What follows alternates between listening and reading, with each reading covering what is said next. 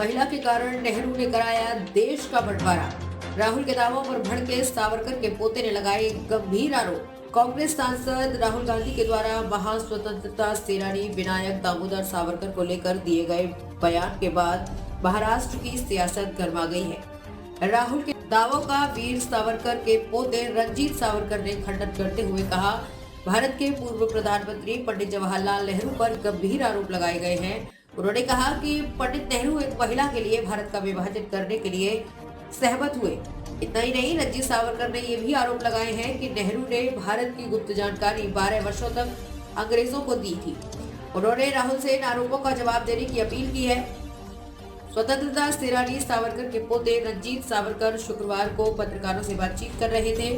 Maharashtra times के एक report के मुताबिक पंडित नेहरू पर आरोप लगाते हुए उन्होंने कहा कि भारत के पूर्व प्रधानमंत्री पंडित जवाहरलाल नेहरू का एक महिला के लिए भारत के विभाजन के लिए सहमत हुए। 12 साल तक भारत की सारी गुप्त जानकारी अंग्रेजों को दी गई। मैं मांग करता हूं कि पंडित नेहरू और एडविना के बीच पत्राचार कांग्रेस से मांगे जाएं और सार्वजनिक किया जाए।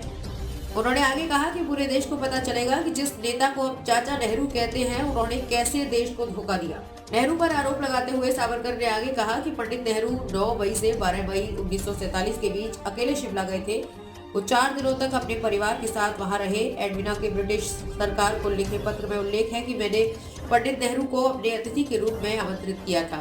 चूंकि वो बहुत व्यस्त है, इसलिए वे नर्वस ब्रेक डाउन के करीब पहुंच रहे हैं। उन्होंने मेरे साथ 4 दिन बिताए। वो और मैं अच्छे दोस्त बन गए। ये दोस्ती लंबे समय तक चली।